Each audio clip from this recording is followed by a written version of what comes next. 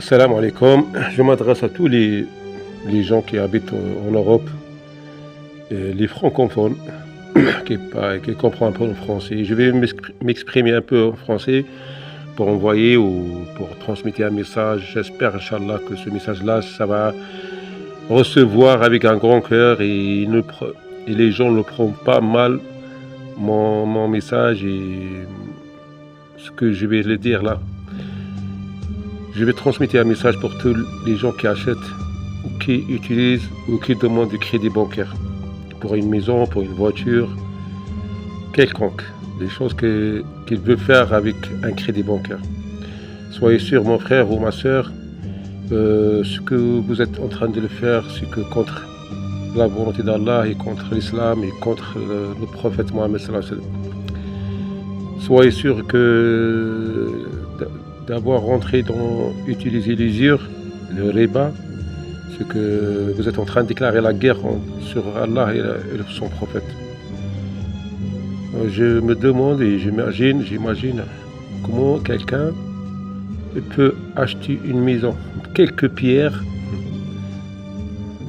sur la terre et vendre et abandonner le château dans le paradis. Un château qui est donné par Allah pour tous les croyants qu'ils ont essayé et qu'ils ont fait tous les possibles pour être satisfaits à Allah. Malgré on fait tous les erreurs, hein, mais Allah il est là pour nous pardonner. Mais d'avoir allé déclarer la guerre contre Allah et son prophète, c'est que ça c'est grave là. Parce qu'on ne peut pas, j'imagine, je comprends pas comment quelqu'un il peut faire ça. Pourtant en Europe il y a tout. Vous n'avez pas les moyens d'acheter une maison cash, c'est pas grave. Vous pouvez louer une maison. Pourquoi aller acheter une maison? Pourquoi aller faire un crédit? Qu'est-ce que tu vas gagner derrière ça? Qu'est-ce que tu vas gagner derrière ça? Tu vas acheter quoi? Un morceau de terrain je sais pas, un morceau de terrain de 200 mètres carrés et vous allez bâtir une maison ou acheter une maison de 100 mètres carrés habitable et vous avez abandonné, je sais pas, une maison au paradis, c'est un château avec, je sais pas, une superficie de des centaines de millions de kilomètres carrés à toi tout seul dans cette paradis-là. Et comment ça se fait? Comment tu peux oser de faire déclarer la guerre contre Allah et son prophète? Comment tu peux faire ça? Comment tu peux penser à ça? Vous pensez que c'est facile, hein? Mais non, mes frères et mes sœurs, non, c'est pas facile. Franchement, vous êtes en train de faire quelque chose que si vous ne le réglez pas avant de mourir, vous avez fait quelque chose de très grave envers Allah et son prophète. Tu sais, il y a un prophète, il y a un hadith qui dit que quelqu'un qui a fait de l'usure, le riba sur la terre, après il est mort comme ça, sans régler son problème, avant de mourir, que quand il arrive devant Allah, Allah il va demander de cette personne-là, ou cette femme-là, ou cet homme, de prendre ton arme pour me battre.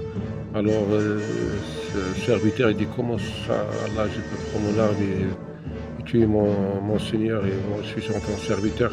Il a dit, comme tu as pu faire ça dans ta vie, sur la terre, tu as mis le crédit bancaire, tu as déclaré la guerre contre moi dans la vie, alors déclare-moi la guerre là, devant moi.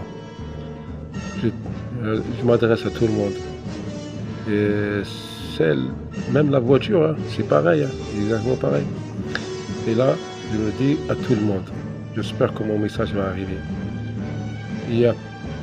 Ça ne sert à rien d'acheter une maison pour faire la colère d'Allah et son prophète. Pourquoi?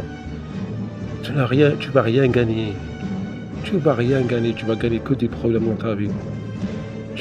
Pour quelques centimes. C'est pour ça que tu vas faire comme les Européens ils ont fait, comme les non-musulmans ils ont fait. C'est leur vie ça. Pour eux c'est normal. Mais toi tu es musulman, tu sais que c'est un péché, c'est un grave péché ça. Faut pas faire ce que eux ils font. Tu es là d'accord. Malgré c'est interdit de vivre de vivre entre les non-musulmans, mais ça ne veut pas dire si je vis, alors je dois faire comme eux. Tu fais ce que tu peux, vivre avec eux. Tu vis, mais vis avec ta culture musulmane, ta religion musulmane.